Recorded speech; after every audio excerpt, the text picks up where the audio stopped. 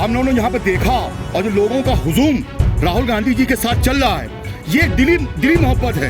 लोग जुड़ रहे हैं राहुल गांधी जी के साथ और उनका मकसद वो समझ रहे हैं कि राहुल गांधी जी पूरे देश के अमन के साथ साथ इस कश्मीर की वादी के अंदर भी जो अमन का पैगाम होना है, जिस तरह से भाजपा ने इस वादी के अंदर, कश्मीर के अंदर नफरत का बीज बोया है, तो सबसे बड़ा पैगाम इस देश के बाद हमारे देश के अंदर, कश्मीर के अंदर जो एक भाईचारा कायम होगा, उसका भी मैसेज बहुत अच्छा जा रहा है। तो यह सरकार जो है उद्योगपतियों का फेवर कर रही है, जनता में फियर फैला रही है और दूसरी बात देश की एकता को हानि पहुंचा रही है। आज भाजपा की सत्तारूढ़ सरकार पूरे दुनिया के अंदर देश का नाम खराब कर रही है। इसीलिए धर्मों को जोड़ने के लिए, लोगों को जोड़ने के लिए, लोगों की भावना जोड़ने के लिए नफरत छोड़ो भारत जोड़ो की यात्रा राहुल गांधी जी ने आज यहाँ समापन की है और आप देख रहे हैं कि उसका इम्पैक्ट पूरे देश के अंदर पड़ रहा है। और इस यात्रा का एक इफेक्ट आ रहा है कि उद्योगपति अडानी के शेयर बहुत नीचे जा रहे हैं। हाँ, तो आप इसको एक्सीडेंट न मानिएगा।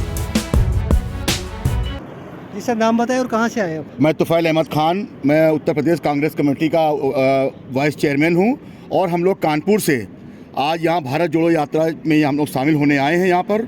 और राहुल गांधी जी ने जो भारत जोड़ो यात्रा, नफरत छोड़ो भारत जोड़ो यात्रा शुरू की है कन्याकुमारी से कश्मीर, आज उसका यहाँ पे समापन हुआ है।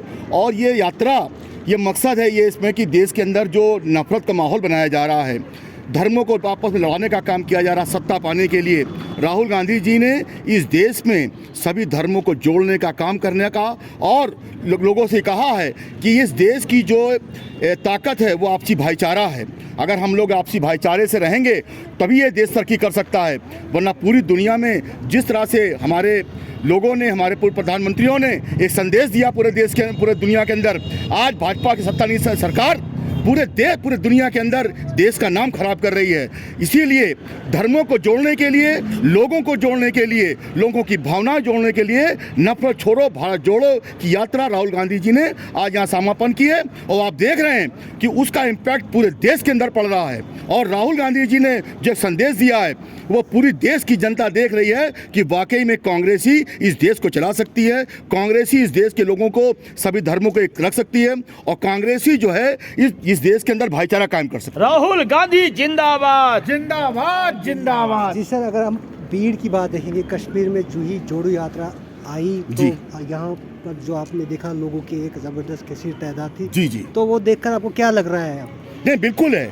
हम लोगों ने यहाँ पे देखा और जो लोगों का हुजूम राहुल गांधी जी के साथ चल रहा है, ये दिली मोहब्बत है। लोग जुड़ रहे हैं राहुल गांधी जी के साथ और उनका मकसद वो समझ रहे हैं कि राहुल गांधी जी पूरे देश के अमन के साथ साथ इस कश्मीर की वादी के अंदर भी जो अमन का पैगाम होना है, जिस तरह से भाजपा ने इस वादी के अंदर, कश्मीर के अंदर नफरत का बीज बोया है, तो सबसे बड़ा पैगाम इस देश के बाद हमारे देश के अंदर, कश्मीर के अंदर जो एक भाईचारा कायम होगा, उसका भी मैसेज बहुत अच्छा जा रहा है। और लोग राहुल गांधी जी के साथ जुड़ रहे हैं और उन्होंने ये संकल्प लिया है कि नफरत छोड़ो भारत जोड़ो के साथ साथ हम राहुल गांधी जी को भी केंद्र प्रधानमंत्री बनाएंगे। इस तरह का संदेश पूरे देश के अंदर सज जा रहा है। ठीक है, हमारे साथ और एक भाई है जो बिल्कुल ट्रैक्टर पे आए हैं, झांसी से ट्रैक्टर पे आए हैं, पूरे कश्मीर तक पहुँचे हैं, उनसे भी बात करेंगे हम।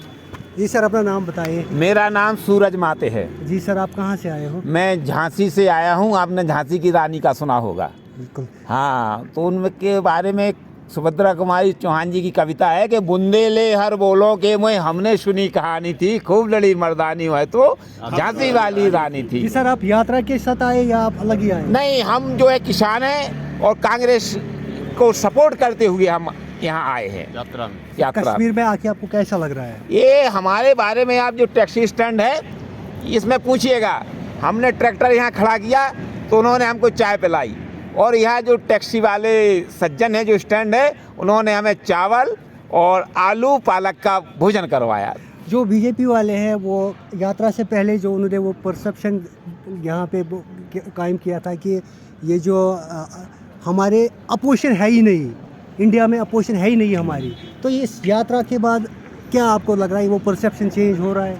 ये देखिएगा कि यात्रा का जो दिन है कल का, महात्मा गांधी जी का शहादत दिवस है 30 जनवरी, और ये भूमि जो है ये भारत देश गांधी के खून से तैयार हुआ देश है।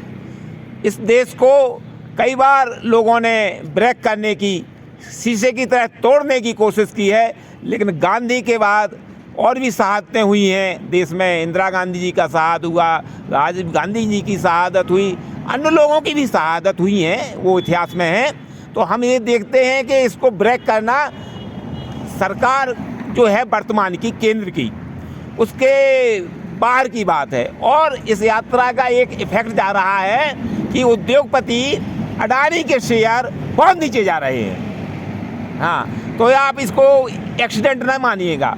जो हिंडनबर्ग रिसर्च की रिपोर्ट आई है उसमें यदि हम देखेंगे, सोमवार का हम इंतज़ार कर रहे हैं, और सोमवार को यानी कल जो सभा होने वाली है और उसमें अडानी जो पूंजी खोने वाला है, उसके लिए आप इसका एक संबंध देखिए। तो अडानी और अंबानी के द्वारा जो चलाई हुई सरकार है उसके ऊपर इस यात्रा का ऑटोमेटिक असर हो गया है। अच्छा, एक लास्ट में सवाल है, आप नेक्स्ट पीएम राहुल जी को देखते हो या? ये प्रश्न मुझसे रास्ते में अन्य लोगों ने भी पूछा। तो राहुल गांधी जी ने आपसे कहा है, हमसे कहा है और देशवासियों से कहा है कि सरकार बनाना, सरकार चलाना, लेकिन सरकार काम क्या करती है, जनता के लिए क्या काम किया जाता है। तो आप देखिए, शपथ ग्रहण में है कि without fear and favour, ill will और अफेक्शन, और देश की एकता और अखंडता को हम अक्षुण्ण रखेंगे। तो यह सरकार जो है उद्योगपतियों का फेवर कर रही है, जनता में फियर फैला रही है, और दूसरी बात देश की एकता को हानि पहुंचा रही है। बीजेपी कह रही है खानदानी यात्रा है। नहीं, ये तो हम लोग जब पैदा हुए हैं तो निश्चित है कि हमारे फादर मदर रहे होंगे, और फादर मदर है तो हमारे और फादर मदर रहे होंगे। तो हम तो यदि हैं देश में तो हमारे पूर्वज हैं, तो पूर्वजों की जो विरासत है उसको हम लेके चलेंगे, तो क्या बुराई है इसमें।